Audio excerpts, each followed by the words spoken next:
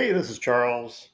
Once again, on the subject of Brian De Palma, and in this particular video, wanted to discuss one of his most famous films, perhaps most acclaimed films, Blowout.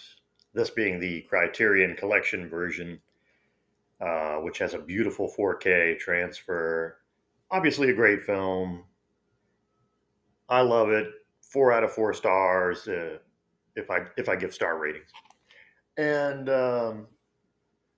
you know, there'll be some spoilers because there's a couple of things I wanted to talk about. But so if you've never seen the film, please watch the movie first, and then you'll get a better understanding of what I'll be talking about. But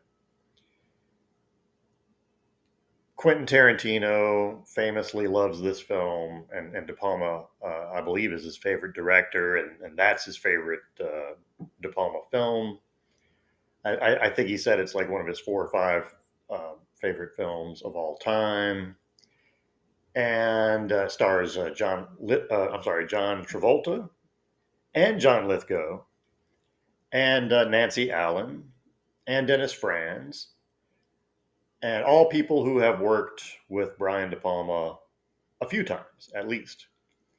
But this being an early film, 1981, and there's a lot of stuff going on in this film. It's because Travolta, who's playing Jack, he's a sound guy for a B movie.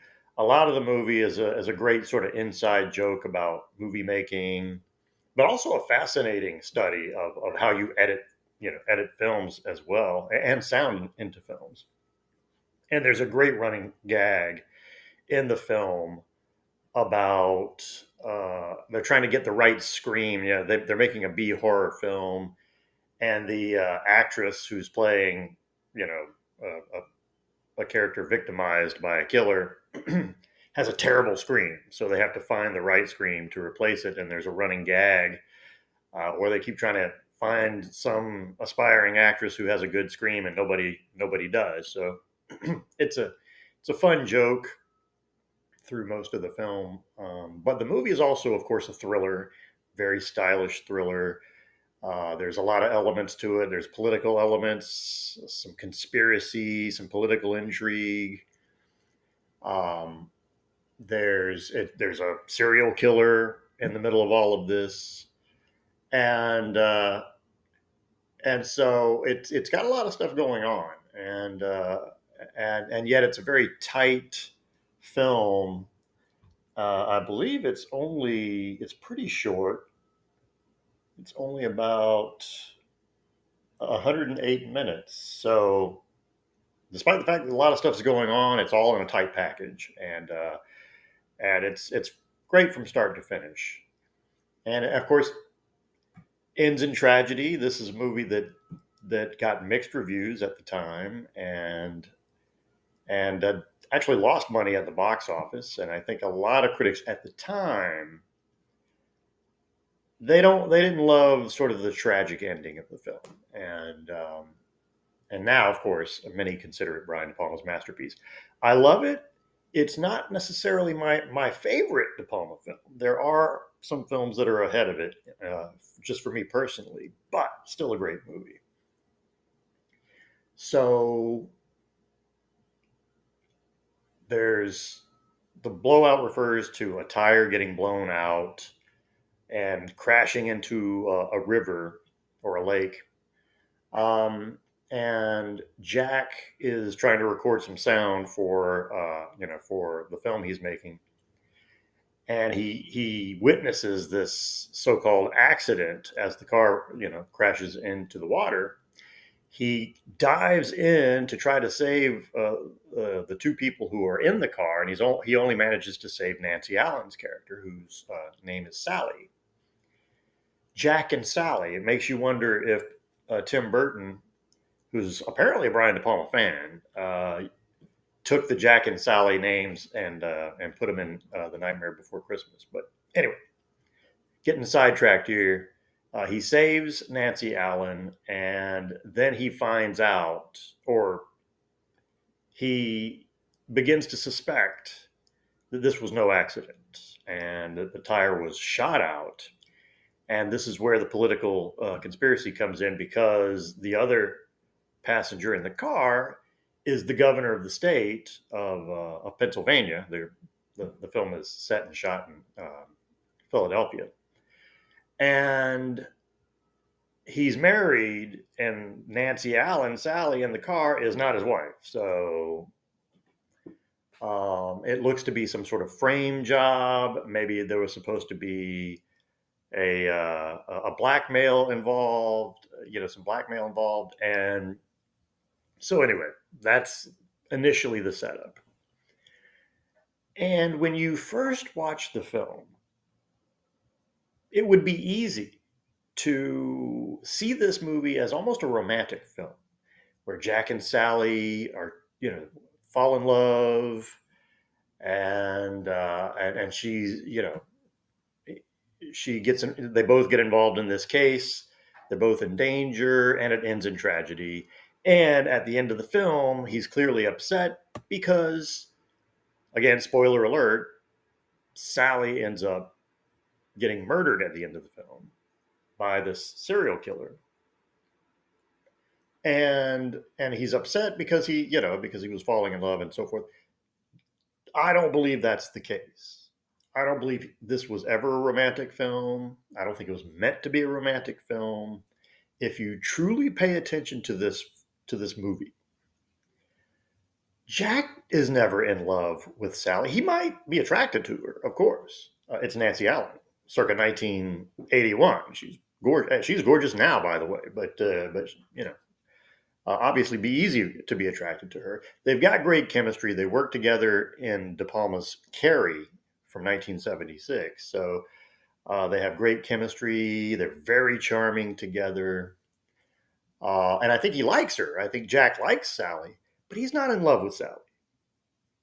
He needs Sally so that he can get to the truth. She's trying to get on a train to get out of Philadelphia, maybe even to get out of the state. She knows her life is in danger, and she's trying to get out of this situation. And Jack keeps her in the train bar deliberately so that she'll miss her train. And again, we might initially, when we watch the film, think it's because, he's very attracted to her and it's a charming love story.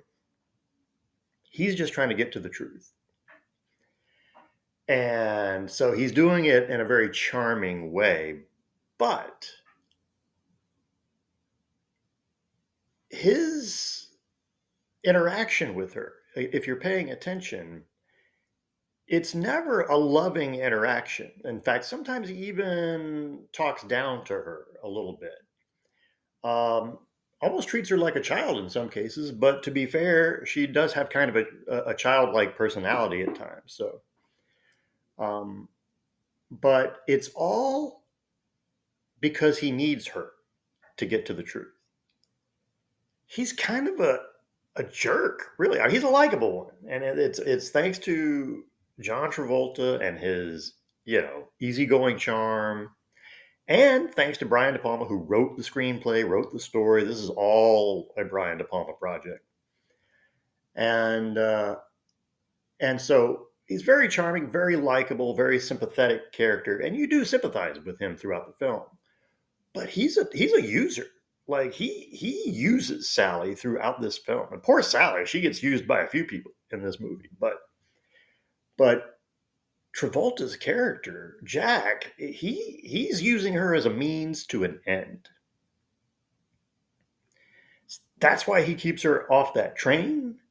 That's why he ends up putting a listening device on her, putting a wiretap on her, and sending her out in danger. Now, he didn't realize, when he was sending her out to talk to the reporter, he didn't realize that this reporter was not a real reporter, that he was a serial killer. But nonetheless, he knows that, there's a possibility that she's in danger because of her involvement in this whole case. and he sends her out there on her own with the wiretap. And it ends up killing her at the end.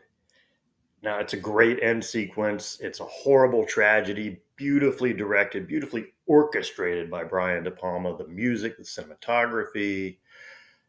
There's possibly the best use of green screen with the fireworks and the tragedy, the tragedy of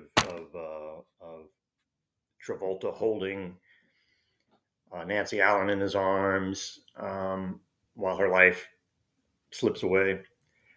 And he is sad. Like, I don't want to diminish his emotions at the end of the film.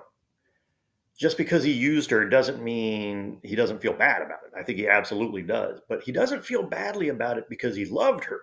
He feels badly about it because I think he realized that she was, despite the fact she was flawed like we all are and like he is, but she was an innocent.